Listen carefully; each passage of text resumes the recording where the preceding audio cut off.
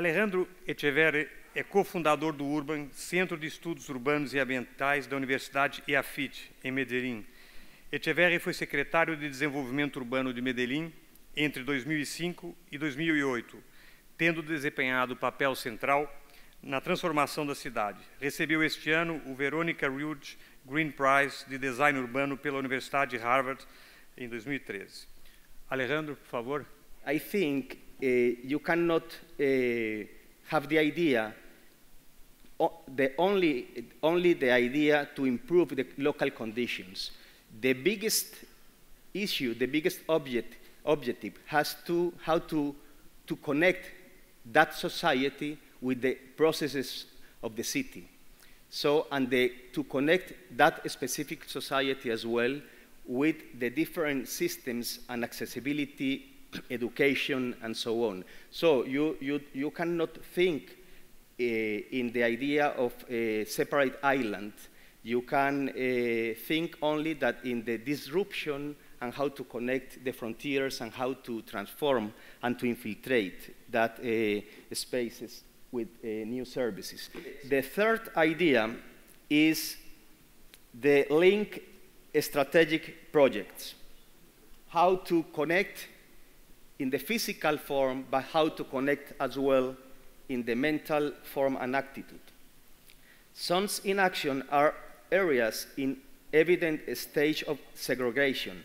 The main priority here is to break visible and invisible boundaries, and at the same time to link communities with the rest of the city to transform social structures through the physical and to build processes of real social inclusion. These areas are not separate islands. If we look at them as integral parts of the city which have temporary problems of segregation, we can make an accurate reading of the expanding territory and identify places for opportunities to make links and locate strategic projects there. But la piel del barrio, for us, the sixth concept is to work with the local situations, to trying to give value the local conditions, trying to read and to understand and to do a renewal process is the idea to infiltrate and to improve some specific condition. So the streets, the small corners, the public spaces are, of course, the key of for us of the transformation that connect the different new buildings, the different new programmatic activities, bigger ones, because the reality of the barrios, you can see the reality of the barrios in the public space. So when a situation is very complex, when the violence is high after the 6 p.m., for example, or after the 5 p.m., you can feel on the streets. So if you can recover the confidence, if you can recover the small public spaces and reconnect the local system is very important. And if you go to Medellin, we have many barrios with a lot of problems, but we have some of them that the transformation changed many things. But in your memory, you remember the barrio from the streets, not from the library park, for example. Of course, you enjoy the building, that is very important, the space, but the life and the activities, is the intensity of activities belongs to the small public spaces. So, to give new quality, new services, new planting trees,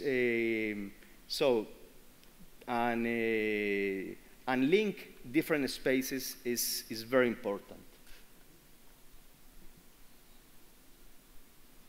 These pictures belongs to a Santo Domingo Sabio, where the station was building. This is the old school. Here is the same picture. The cable car is finished. The existing street that connects with the Parque Mirador, that connects with the library park that connects with the church and the old centrality. This access is very important. This is the school that was transformed. And the most important thing that happens are the externalities here. So how the economy works differently, how a new business starts to appear there. Né? Mas eu acho que uma outra coisa fundamental da gente começar é saudar o fato da gente ter uma mesa aqui cujo foco é a discussão não da região central do Rio de Janeiro, mas da zona norte, do seu eixo suburbano, para usar o termo, ou periférico, suburbano no termo histórico no Rio de Janeiro, periférico no termo mais contemporâneo, né? Que não é uma coisa muito comum, né? O debate público no Rio de Janeiro costuma ser quase que completamente dedicado ao eixo do centro, da zona sul da cidade, e ignorar todo o resto do conjunto, né? Eu não sou natural do Rio de Janeiro, vivo aqui há 10 anos, estou na categoria de estrangeiros apaixonados que vieram se radicar e converter-se cariocas, mas mesmo antes de morar no Rio, tem uma expressão tradicional carioca que me chamou a atenção desde o primeiro dia, do primeiro momento, que é para depreciar, criticar alguém, né? Tem essa gíria de que alguém é chato, feio e mora longe, né? Que me chamou a atenção porque é uma expressão que conta, primeiro, de uma cidade onde ser bacana e ser bonito, quer dizer, a beleza e a boa praça, a simpatia é um valor fundamental, né? Mas, segundo, tanto da extensão, né, ela traz implícita uma cidade que tem na sua metrópole 100 quilômetros de comprimento, quer dizer, é uma cidade muito extensa, e do quão pesado é não viver na sua área central hipervisibilizada, né, isso é comum em outras cidades, mas acho que no Rio isso ainda é muito mais agudo, né? Morar longe no Rio é um problema tão grave quanto ser chato ou ser feio. Mas eu queria dar alguns números para vocês, o que é a Zona Norte do Rio de Janeiro. A Zona Norte é quase metade da população do Rio.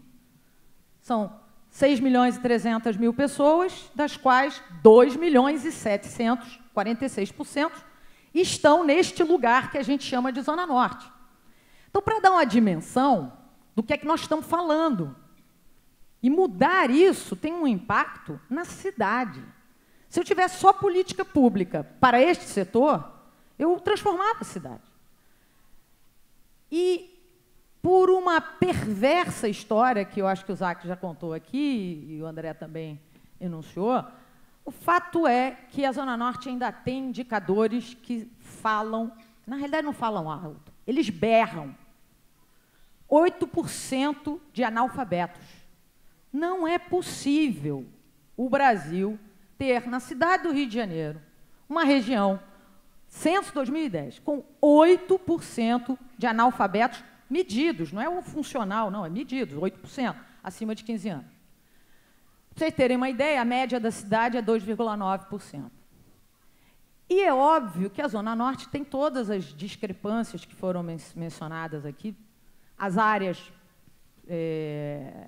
algumas áreas de extrema necessidade, carência, como Manguinho, Jacarezinho, em que, nesses lugares, apesar de vivermos numa situação quase que de pleno emprego, tem um desemprego da ordem de 18%, ou seja, completamente fora, né, da nossa realidade, que esse grupo aqui que está nessa sala vive. Então, assim, eu só quero dar esse cenário para dizer o seguinte: tem solução, tem caminho para mudar isso. Bem, a primeira, eu vou responder sobre a questão dos indicadores. Uma das ações que nós implantamos lá, de 2 anos para cá, foi exatamente fazer uma comunicação com transparência total.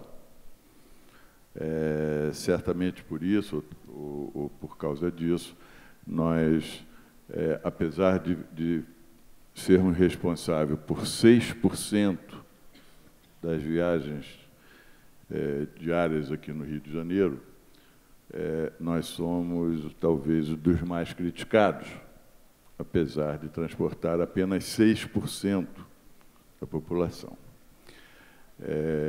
Todos os nossos indicadores estão disponíveis. Infelizmente, nem sempre eles atendem aos anseios de grande parte dos formadores de opinião. Houve um questionamento seu também, André, da questão da fiscalização. Nós sofremos uma fiscalização muito forte da agência reguladora, né? E ela constata, por exemplo, que nós temos um índice de atraso de atraso de 8% das nossas viagens. Nós temos um índice de pontualidade de 92%.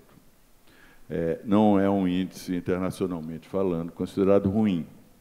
Por contrato, a gente teria que ter, no mínimo, 85% de pontualidade. A gente está trabalhando com 92%. Isso não quer dizer que nós estejamos satisfeitos com ele. Nós vamos pretender e vamos melhorá-lo, né? Nós trabalhamos todos os nossos dimensionamentos dos trens e do nosso serviço lá, é feito considerando uma taxa de ocupação no carro de 6 passageiros por metro quadrado, o que internacionalmente também é considerado como bastante razoável. Talvez seja o melhor dimensionamento aqui no eixo Rio-São Paulo, né? Então, esse é um outro dado, que é absolutamente transparente, que é absolutamente aberto. Nós transportamos cerca de 570 mil passageiros, entre 570 e 580 mil diariamente. É um número também que é aberto e é dado com total transparência. Questão da recuperação dos trens Respondendo à e das questão do estações. Daniel, né? Daniel, nós temos hoje cerca de 160 trens na nossa frota, dos quais 80 têm mais de 30, 35 anos. Tem 50 trens com mais de 40 anos de vida útil. Também, internacionalmente, um trem com 25 anos de vida útil deve ser tirado de frota. Então, você vê, nós temos 80 trens com mais de 30 anos. Esses trens vão todos ser, como você mesmo falou, são sucateados. Eles vão ser retirados de frota, vão ser vendidos como sucata. Não teria mais aproveitamento. Então, eles estão sendo substituídos por esses 102 novos trens que estão chegando a partir de abril do ano que vem, né? A razão de 5, 6 trens por mês. Então, vamos estar recebendo e substituindo esses trens que vão ser sucateados. Lo inventamos en contra del teleférico. Estábamos en la oposición en ese momento. En el gobierno, no estábamos en el gobierno. El alcalde anterior, a Sergio Fajardo, empezó la construcción del teleférico en la zona norte. Y en la universidad y cuando trabajando con Sergio, que era candidato, estuvimos pensando mucho que el teleférico solo no cambiaría el barrio y que necesitábamos hacer una estrategia pública y política de una gran intervención programática y de transformación social y física allí. Y empezamos a hacer un debate público diciendo que necesitábamos un cable pero a tierra para hacer una transformación en el barrio. Y nosotros desde la universidad estábamos trabajando en los proyectos integrales, pero físicos, enfocados en el norte, en las zonas pobres. Teníamos un equipo de investigación y de trabajo, y por eso nos llamó Sergio Fajardo para que le ayudáramos, y él estaba pensando en una acción programática con políticas públicas de educación y cultura para las zonas pobres. Y entonces, la combinación del programa de cultura y educación, de la estrategia política de transparencia y con el tema de físico que veníamos, fue como fuimos construyendo la idea del tema de urbanismo social. Todavía es frágil, el proceso es muy frágil. De hecho, se aplicó durante 8 años y el actual alcalde aparece en su programa, pero cambió de prioridades, tiene otras prioridades. Y estos son programas a mediano plazo. Fíjate que en Medellín se cambiaron unas zonas, pero el contexto es un problema inmenso y tienes que continuar haciendo esto. Para pasar a la segunda pregunta, yo no conozco muy bien la situación de Río porque no he caminado ni lo he conocido. De hecho, no conozco otra intervención distinta que volar por el aire en el cable del complejo de Alemão y bajarme en la última estación. Y entonces tengo muchas preguntas, pero no tengo respuestas porque no lo conozco bien. Por ejemplo, lo primero es que tiene que funcionar muy bien como sistema de transporte. Un cable, un teleférico es un sistema de transporte y tiene que transportar la mayor cantidad de gente. Lo otro viene después, pero primero tiene que ser el más eficiente sistema de transporte para una comunidad grande y tiene que estar, estas áreas son muy densas, o sea que tiene la capacidad de estar ocupado muy rápidamente. Entonces no sé cuáles son los indicadores de este proceso. Y lo segundo es las externalidades que son visibles, que pueden ser visibles y que uno puede construir también con indicadores. Debería iniciar un proceso de cambio económico local, no únicamente con intervenciones públicas, sino la gente misma que gana confianza en los negocios, la seguridad, debería empezar a ser explícito y visible un proceso de cambio y de mejora. Eso ustedes lo pueden mirar o lo pueden ver. Yo creería que está en el proyecto es el principio de algo que tiene que seguramente continuar, pero lo digo con respeto porque no conozco mucho la situación.